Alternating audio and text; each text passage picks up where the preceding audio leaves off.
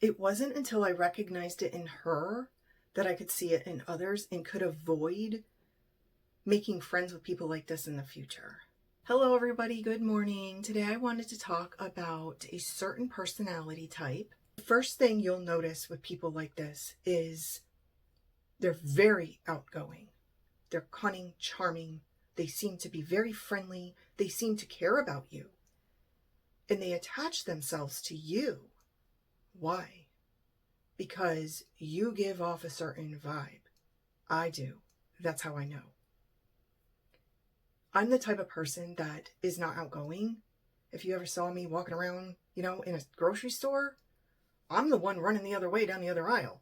I don't feel comfortable in groups of strangers that I don't know. I'm not comfortable enough to go up and start a conversation with people. Because every time I have in the past, people look at me like I'm a weirdo, so I don't do it.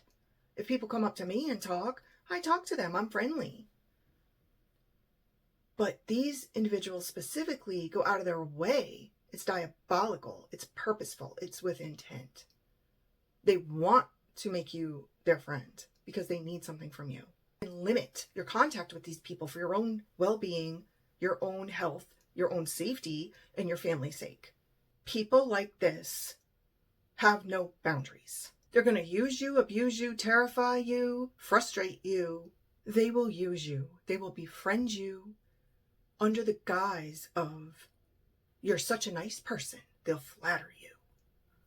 Look at you. Don't you look beautiful? They like your hair. They like your shoes. They like your wardrobe. They like you. They think that you are the biggest ray of sunshine on the planet. Maybe they might not say that, but that's what they're getting at. You feel like they appreciate you. So immediately there's a connection. You may be introverted like me. They're outgoing. They notice you. And you feel like you're on cloud 9. This person wants to be my friend. It's a good feeling at first. Then the craziness starts. You start to feel like they're using you. It's there, but it's not coming to the surface right away. And people around you are like, what's wrong with you? You just don't know how to make friends. It's you. So you start to feel like it's got to be you. Can't be this person. They're so outgoing and bubbly. They seem to like everybody. They seem to get along with everybody. It must be me. Then there's social gatherings. Both of you are there. Maybe they know friends in your circle. You go to the social gathering and they're over in the corner with other people that you know, and you're just doing your own thing, maybe picking at the cheese and pepperoni platter there, and they come back over and act like your friend. Oh, hey, look at you. Don't you look lovely? Oh, you better put down that stick of cheese, girl, because, you're getting chunky down there in the back. And you're like, excuse me? What? Now, that didn't feel too good, did it? And other people were around that heard. Now you don't feel happy on cloud 9. Now you feel kind of insulted. Or maybe you work with this person. You go into work. You stopped at the coffee shop on the way in to get a honey bun and a cup of coffee. You start to put that honey bun in your mouth and in front of everybody, including clients, customers, whoever it is. They tell you that you don't need that honey bun. Put it down or they're going to take it away from you. It's embarrassing. It's humiliating. And you're left like, why can't I have a honey bun? What's wrong with a honey bun? Then, perhaps you go grocery shopping one day. You're picking up a bunch of stuff and you see those little white powdered donuts in a bag. What is it? Little Debbie or some knockoff at Walmart? You're like, I gotta have me one of those. And then you see the cinnamon kind and you're like, oh, I gotta have me the cinnamon to dip in my coffee. And you come home. And this person shows up at your house and they follow in you. They follow in your garage. They come upstairs while you're putting away your groceries and you stuff a cinnamon donut in your mouth because you're hungry. You just grocery shopped for 2 hours, put up with a bunch of people, had road rage, your adrenaline kicked in, and now you want to eat. And this person, what do they say to you? If I were you, I'd put the donuts in the garbage. You don't need that. Well, who are they to tell you that? Now you're upset, rightfully so. Who is this person? Now you don't feel like this is a friend at all. But they will tell you Well, I'm worried about you. I care about you. I just noticed you put on like 5 pounds or 10 pounds and, I'm really worried. And you're like, I just actually lost 4 pounds. What the heck is this person talking about? So then you go on to explain. Oh, they love that. They love a person who explains himself. So you say, actually, no, I've been running around the park since it's nice out. I've actually dropped 4 pounds. Oh, they let you know in a hurry that that's the water weight from all the exercising and sweat. But you better lay off the donuts. And then, without a clue, hint, so much as a goodbye, they just leave. They disappear. A couple days later, you have a bad day. You call them up to see if you can get their advice or support. They don't answer their phone. You leave a message. They don't call you back. A couple more days go by. They don't call you back. Now you're starting to worry about them. What happened? Did they get sick? So then you back off like, well, I don't want to feel like a stalker, but wow, this is really strange. So you may ask a friend or a relative or somebody that knows this person, and they tell you, what are you talking about? She's in Hawaii. And you're like, Hawaii? What? And they're like, yeah, she went to Hawaii. And you're like, oh, when is she coming back? 2 weeks?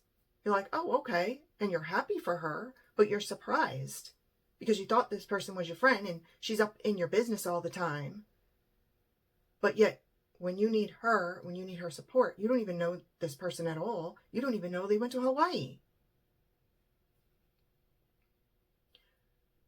Truly feeling like maybe this isn't a good friend after all, but not wanting to give up that relationship just quite yet. You forget about it and wait till she comes back. And the next time you see her, she acts like it was yesterday, like she never left at all. She picks up right where she left off. No explanation. She doesn't tell you how her trip went. She doesn't tell you she went to Hawaii. Now you're starting to see it. Now you're starting to see, wait a minute. How can this person really declare themselves to be my friend? And ultimately, you have the power to choose your friends. Ultimately, you have the power to decide who is your friend. So now you see it, and now you're thinking, this is no friend of mine. So you start to separate yourself from her. Well, she can feel it. Now she's going to put the claws out. She's going to sink them in. And she's going to start doing things that are unnatural in a friendship, relationship. And she's going to target you even harder. So one day, you get home, you were going to go to the gym because it's raining. You go head out for your workout. Your phone starts blowing up. You're driving. Maybe you have it connected to your car. It's blowing up in your car and it's, pausing your favorite song on the radio. But you don't want to answer it because you're driving. Even though it's, hands-free and all that. You decide, I'm not going to answer this right now. I'm driving and I'm going to the gym. Take back your power, in other words. Don't answer it. She doesn't stop. She's relentless. She just keeps ringing your phone, ringing your phone. You don't even get to hear one song on your way to the gym. You park. You finally think to yourself, I better call her back. You feel nervous. You think something must be wrong. I don't want to be that kind of friend that's not there for somebody. So you pick up the phone and you call your friend and she doesn't answer. So now, fearing the worst, you wait in your car. You think, I can't go in the gym. What if something happened to her? I gotta know. But she never calls you back. So you text her, are you okay? What's wrong? She doesn't text you back. So you go in the gym. You have your workout. You come back to your car and check your phone because you didn't use your phone while you were in the gym. And when you get to the car, you see 4 voicemails from her and you listen to them. And each one is incrementally stranger. The first one says, hey, give me a call, in that tone. The second one says, why aren't you answering your phone? Click.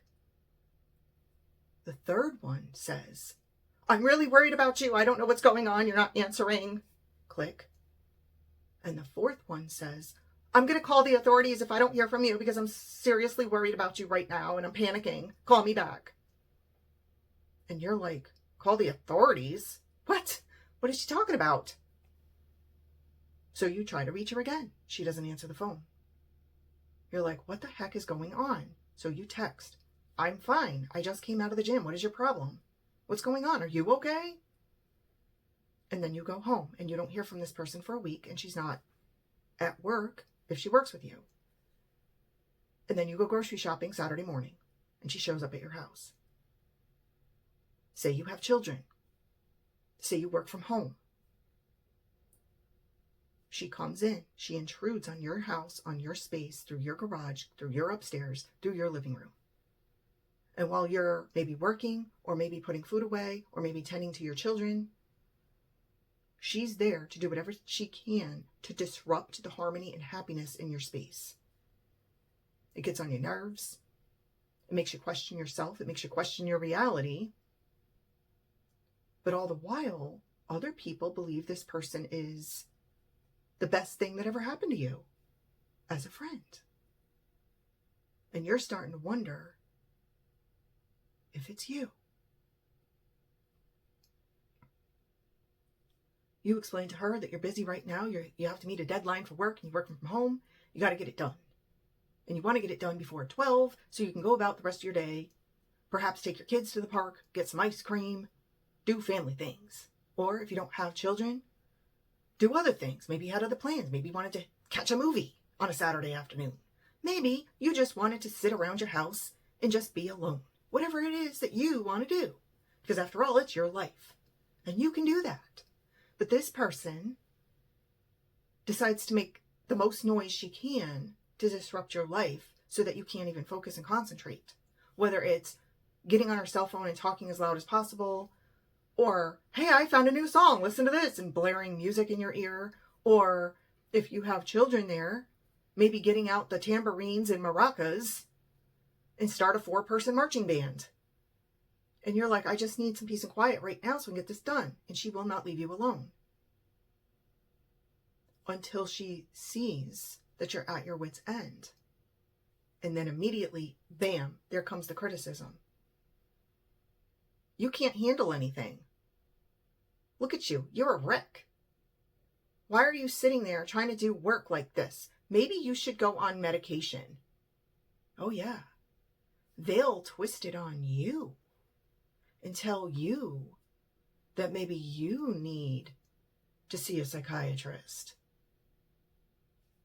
And then they leave. Then you find out from other people that they're talking about you.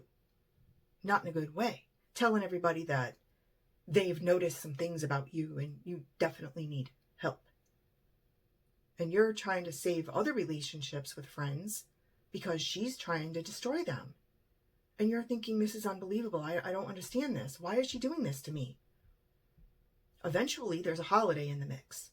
She asks you what you're doing. She doesn't invite you over there. She wants you to entertain her.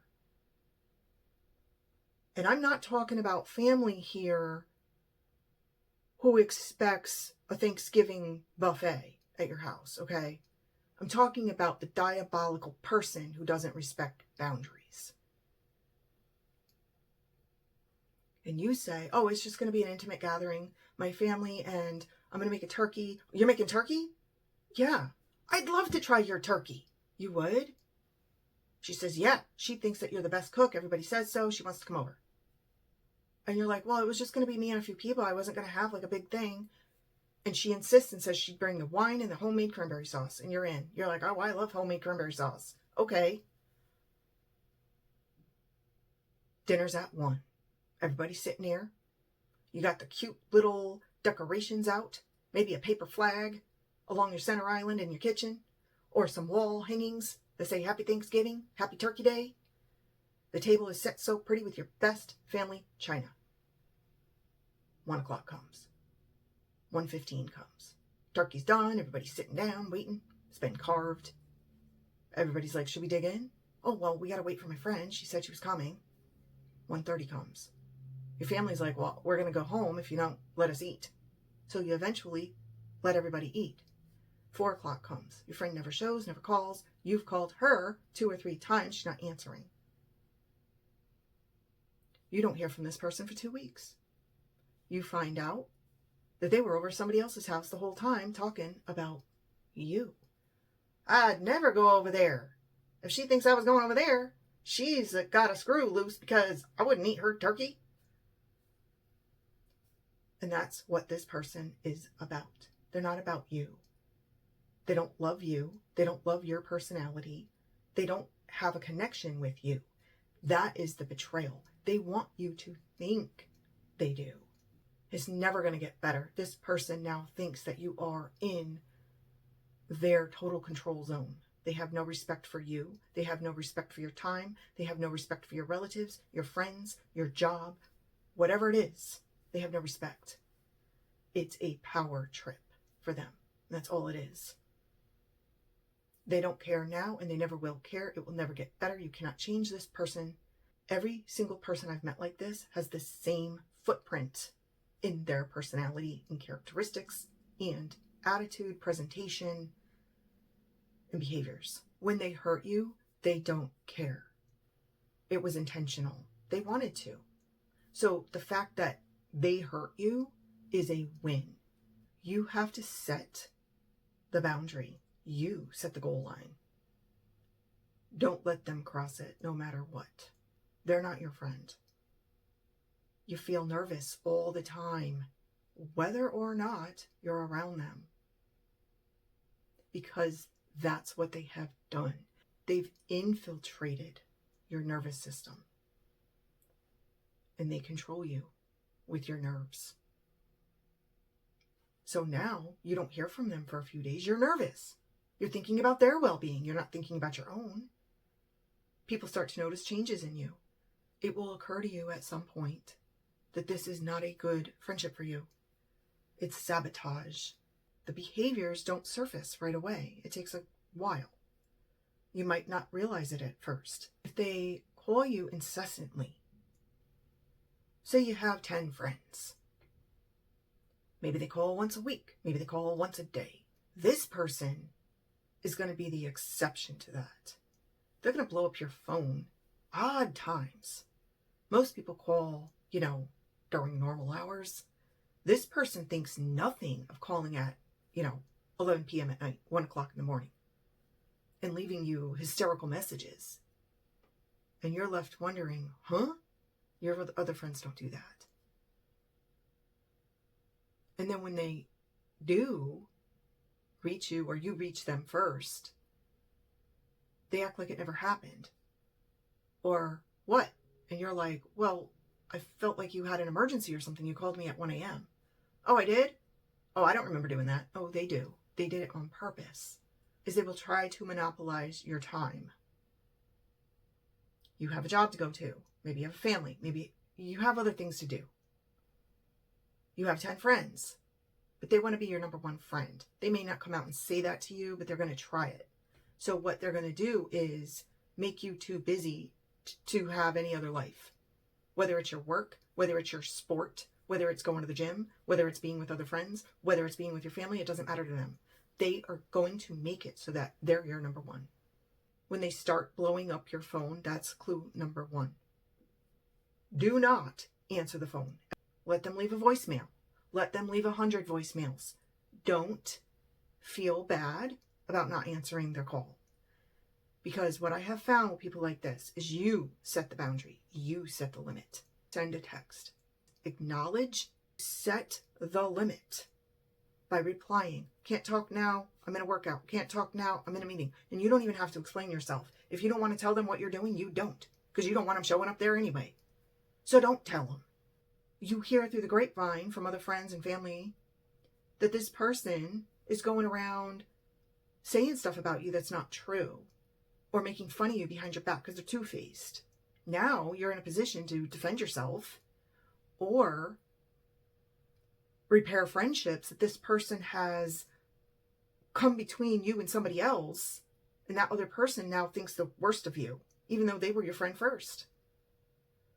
It may be time to let that friend go and let them learn the hard way. But if you do want to hold on to that friendship, if it's worth it to you, then have a heart-to-heart with that friend. Invite them over, have a tea, have a coffee, have a can of soda. And let them know this is what's going on. They start doing things because they realize they can sense it. They can easily detect a shift in your focus, your energy, your behavior. They detect it. They're good at this. They're experts in it. And as soon as they do, they're going to do other things. They might act like your friend 1 minute. Oh, I sent you something in the mail. I sent you a gift. Or I ordered you flowers. I'm going to have flowers delivered to your office today. They'll start doing things like that. And then you think, oh, then you feel like, oh boy, I can't believe I felt this way about this person. And they're so nice. They're sending me a gift. They're sending me flowers. They're going to do this, that, and the other thing for you. But they never do. In this particular situation with a person like this, mirror it. Take note. Learn from them. They're showing you how they treat you. They're showing you they have a life private from you, but you're not allowed to have a private life from them. So mirror it. Don't share anything with them. Don't tell them anything private. Don't tell friends that you both know anything private, so it won't get back to them. Don't let them in. They don't let you in. You don't let them in. Set the boundary. They're going to try to squeeze you like a lemon. If they blow up your phone, don't answer it. Send a simple text if you're so compelled.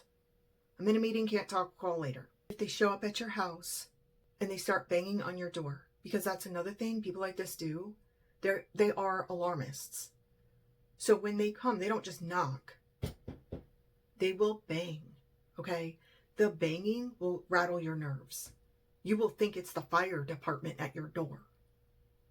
And they will yell. They will make the whole neighborhood hear them. Everybody's going to know they were there at your door knocking. It's very difficult to ignore that. So here you have a choice. You can talk to them through the door and say, oh, I'm sorry, I can't see you right now, right in the middle of something. I'll call you in an hour. Or you can just be quiet. Just let it go on. Don't worry about what people think. Don't worry about the neighborhood. Don't worry about neighbors. Who cares? You have to do what you have to do to set limits with a person like this. Don't feel like you've done anything wrong. Don't feel like it's your fault. Don't feel like you had anything to do with their behavior. That's on them. The only thing you're obligated to do is to protect yourself, your welfare, your well-being. Don't let them hurt you.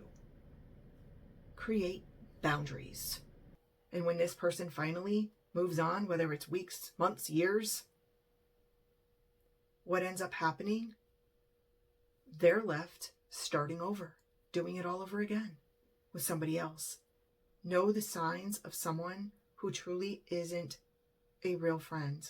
Thank you so much for watching today. Take care.